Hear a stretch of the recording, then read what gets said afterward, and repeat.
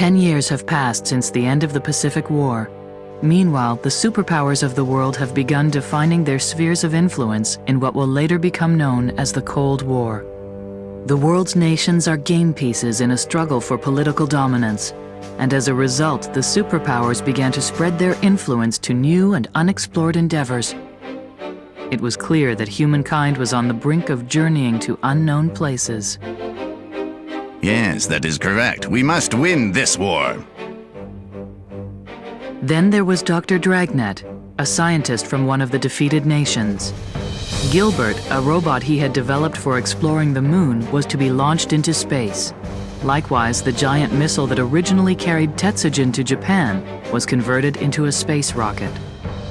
The Doctor had hoped to lead the way in the development of space. But it was not to be. For shockingly, Dr. Dragnet was found murdered in his hotel room.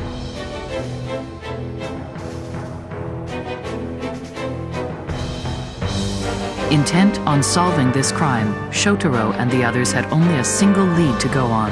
They headed off to see Professor Makimura, a colleague of Dr. Dragnet's. During the war, the two scientists had worked together on a top-secret project, but someone or something had beaten them there.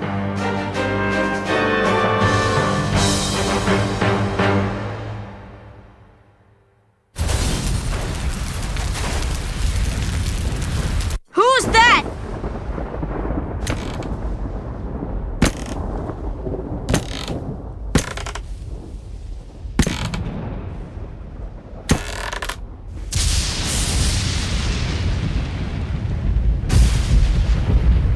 Stop playing games! Tell us who you are! Take off that mask and show us your face! Time! I don't have any time left! I don't have any more time! No one had better interfere! No one! It was my dream! My dream! Get back, Shotaro! They're shooting! Right! He's some kind of monster!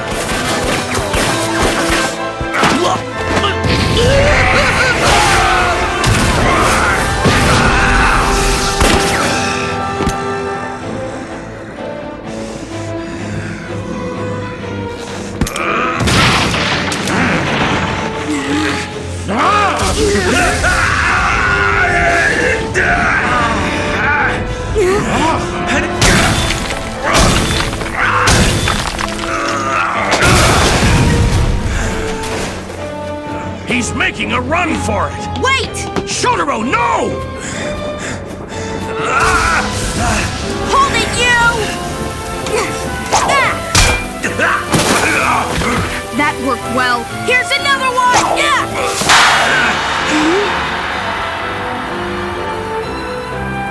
How odd. Just what is that? Huh? Oh no, where did he go? Shotaro. Mr. Johnson! Just as we got to the house, some kind of monster attacked our car and flipped it. I tried to get away, but it hit me on the head. Are you okay, Mr. Johnson? Hey, Shotaro! We've got big trouble! That monster did this to him. How awful! He went after Professor Makimura, too? This can mean only one thing. The professor knew who the culprit was. We're at a dead end now that he's gone.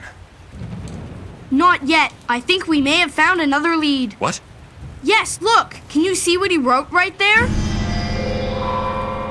What's this? He left a dying message? That's right. It looks like it's some kind of code. I'm positive it will direct us right to the killer once we decipher it. So if we can figure that out, then we might be able to solve these crimes. Yes. I see. A shame the killer got to him first. The culprit knew there was a connection between Dr. Dragnet and Professor Makimura. That means he must be someone they both knew from their past. We're not dealing with your average criminal here. This one's a monster. Incredibly powerful and hardly a dent in him from all the gunfire. He had powers that were simply unnatural. I wouldn't be at all surprised to find out he was capable of climbing a 10-story hotel. Hearing you describe him like that, it sounds like you're talking about a robot. And now that you mention it, maybe we should consider that the killer might be a robot. What? You know, like Stewart or Kelly or those others. Maybe we should take a look at those robots Dr. Dragnet called his failures. The killer might be a robot. What do you think of that theory, Mr. Johnson? Excuse me, what do I think? He put everything he knew into Gilbert. Everything before that was experimental. Before he finished Gilbert, I don't think he built anything resembling a robot. In that case, I wonder what he was. Then this clue is our only hope. We're just going to have to decipher his dying message.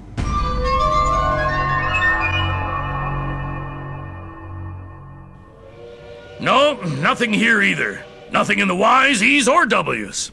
There's nobody suspicious in these files whose names begin with those 3 letters. Former addresses, research records, education, hobbies, birth dates. We can't figure out anything if we don't have names to go with those letters. Oh, these were expensive. Oh, this is the perfect ending to a wasted evening spent shuffling through piles of dusty old documents. If we can't find any answers based on Professor Makimura's history or associates, then I guess we... Do you want to forget about the code and try approaching the case from an entirely new angle?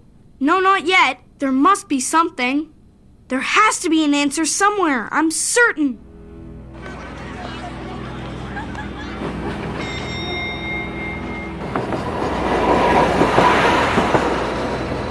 Time's short. We have to find the killer and get Gilbert back quickly before there's another incident. Duh.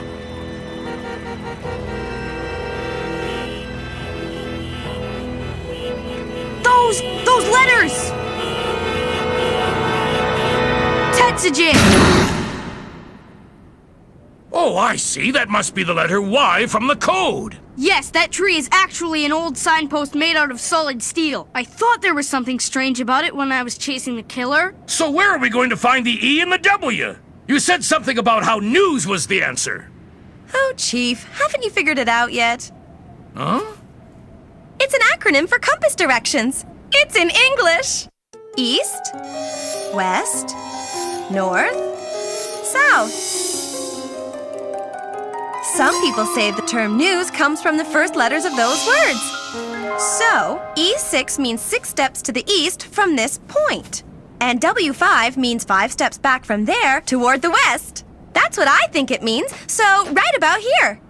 Yeah, here! There must be some clue as to who the killer is under the ground. Oh. That's pretty good thinking, Miss Takamizawa. Except for one thing.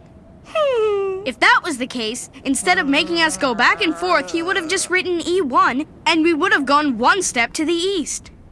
It is a pretty good theory, but I don't think it's quite as simple as that. Fine. So let's hear what your great theory is then. East and west could represent the directions in which the sun rises and sets. You know what I think it is? I bet the path the sun travels in the day holds the key to our little mystery. Right! Then there's this tree.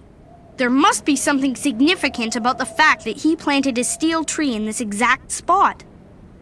Perhaps the letters and numbers he left in the message refer to the direction and angle of the sun with respect to the tree. Tetsujin! Swing that big light 6 degrees to the east! I'm demonstrating what the angle of the sun is when it's 6 degrees off. It has to be very precise, probably within 500 millimeters. That's the spot! Please trace the line of that shadow clearly. Here we go! Next mark! Swing that light 5 degrees to the west.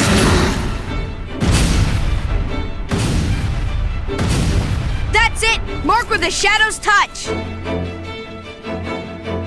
Tetsujin! Dig at that point!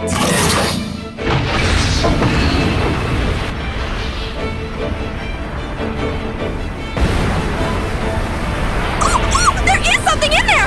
Right on the money! The clue to the killer's identity will be in there.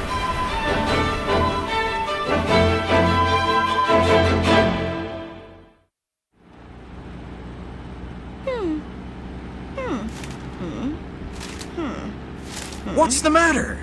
Everything is written in another language, and I can't understand a single thing. Too many big words? I thought your specialty was English. I'm having problems with this vocabulary. Actually, I think this is German or Italian. Whatever it is, Professor Shikishima should look at it. What could have done that?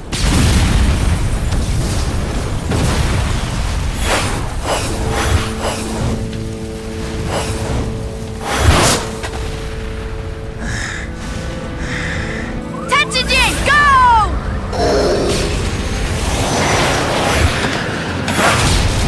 He got away!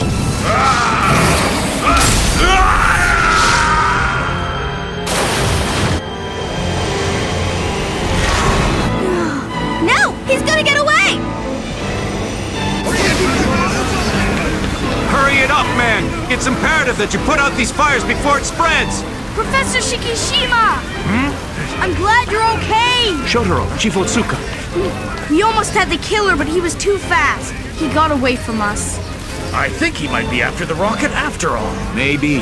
He showed up suddenly and engaged our security forces in a fight. But when he saw Tetsujin coming, he withdrew right away. Unfortunately, in the middle of the fight, one of the fuel tanks caught fire and exploded. Interesting. He attacked the rocket facilities by himself without the help of Gilbert. Here, this is for you. We thought you should take a look at this, Professor. The documents in this box might help us to discover the identity of the killer. Oh, yes, a good idea. Yeah, but you know, Huh? before we do that, there's someone I'd like to get in touch with. Yes? Ah, yes. I understand. I'll be right there.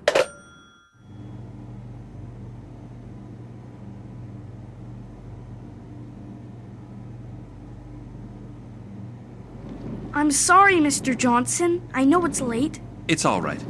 So, did you find something? Yes, it was all in there. All the details concerning the research Dr. Dragnet and Professor Makimura were involved in during the war. They were attempting to develop a superhuman. What? A superhuman? Somebody who's super? Yes. Parts of the body were replaced by mechanical devices enabling the subject to perform great feats. A human that goes beyond human limits. By replacing the lungs and heart with machines and strengthening the arms and legs, an extremely powerful body is created. The subject can swim underwater with ease, and when equipped with jets, even fly.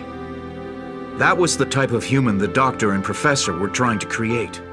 To be used as weapons, of course. That's horrible! How could they order people to sacrifice their bodies like that? They didn't. Huh? Those brave men were all volunteers. They did it for their country. I see. But this wasn't something they could openly talk about. Professor Makimura likely hid these documents because he was afraid of being indicted as a war criminal. But Dr. Dragnet was able to continue his research after the war by going to another country. See, the projects he was working on before Gilbert weren't robots at all. They were superhumans. I'm sure Dr. Dragnet saw them as perfect weapons for any war. And that's probably why he referred to the development of space as a war. Those were the facts in the documents, but there's still one thing I don't understand. I keep thinking about the men who took part in Dr. Dragnet's research. What was in the hearts of men who wanted to become superhumans? Did they really subject themselves to that kind of surgery because they supported the war effort? Or maybe it was because of the hopes and dreams they had, a better future for all of humankind. But like the killer, the process basically made them more machine than human, and they were labeled failures. That word, failure. How many times have I applied that term to my own work? Before Tetsujin number 28, there were many other Tetsujins that I abandoned and cast off as failures. Yes, number 8. Number 16, number 24. If they had souls, if they could talk, what kind of deep resentment would they harbor for me? When you think about what happened to all the others, number 28 is truly lucky. Although once buried away as a weapon of war, he was reborn to live again. And now he even finds himself with a little brother by the name of Shotaro. Professor! Hold on here. We're still talking about a killer, and even if we sympathize with him, we can't just let him run loose out there. Next time he could use Gilbert to come after the rocket, and then a lot of people could get hurt. Yes, but, well, I wonder where someone like that could hide. Finding him will be a bit of a problem. You know what I think? He's close by, maybe even closer than we suspect. Huh? Are you saying you found a clue giving the killer's identity? That's right. I first had an inkling when I saw the culprit's footprints in Dr. Dragnet's hotel room. They were nice and deep. Yes, I suppose he must weigh quite a bit if his body is packed with machinery. That's what I think too, and if that's the case, then despite Mr. Johnson's slim appearance, he must weigh a tremendous amount as well. See, I distinctly remember Mr. Johnson leaving footprints at Professor Makimura's place. Unusually deep footprints. Hold on there, Shotaro. Are you sure? No way, no way, no way! Are you saying that Mr. Johnson is the killer? Well, is it true or not? I was trying to follow your reasoning, but the idea is ridiculous. We can weigh you and prove it right now. That'll show if I'm right or wrong. Your accusations are hurtful. First of all, I was in my hotel room when the killer went after the rocket. Yes, that alibi would be good enough. If you were a normal human being, that is. But if you are a superhuman, as I suspect you are, then you would have no problem getting back to the hotel quickly. And on the night you murdered Dr. Dragnet in his room, getting back to your hotel room from the outside of the building would have been child's play for you. You told me what your dream was, about going into space. But when that dream was crushed, you began to look for a way you could take revenge on Dr. Dragnet for what he did to you. That's when you took the name Johnson and became his assistant. No! No! A blackout? Where's that lighter? Let's see. Ah, got it! He was wrong! Wrong! I wasn't!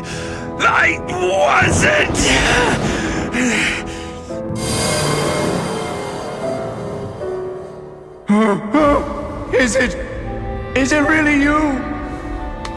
That's right. It's me. No, it can't be because you didn't make it. You were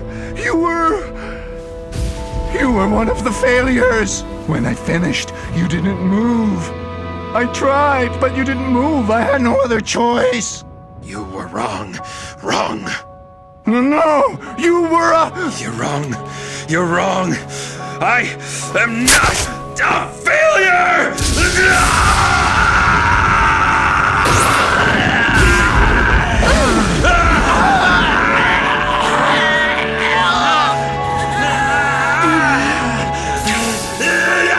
It's the lightning! The lightning is affecting his systems. The electricity must be wreaking havoc with the machinery in his body. The lightning at Professor Makimura's stopped him. Hey, Johnson. I mean, Kelly, just try to calm down. Listen to me. There are probably a few things I can do to your mechanisms that'll help ease the pain you're experiencing now. Are you telling the truth? Yes, of course I am. But you'll have to let me examine the machinery inside your body.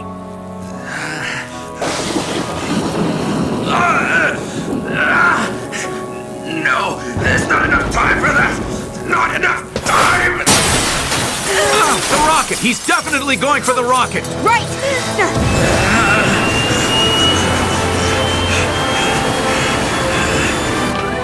He's not getting away.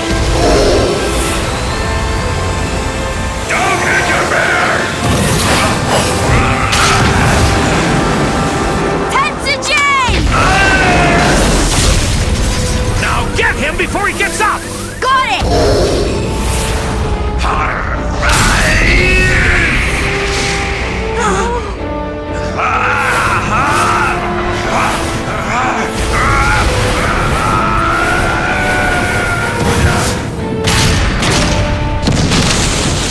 No way! He threw Tetsujin! What an awesome amount of power!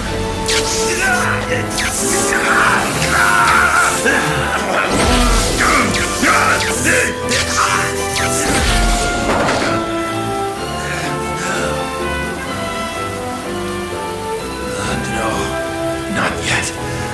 I can't die like this. Not yet. Why? Why do you interfere? Shotaro!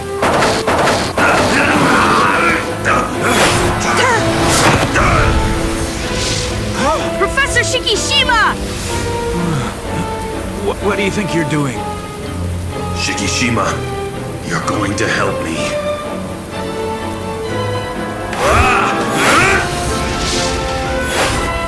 Hold it right there! Gilbert! Dodge that liquid, Tetsujin!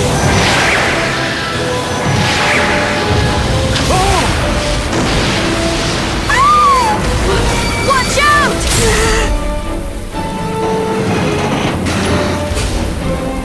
You okay, Shotaro?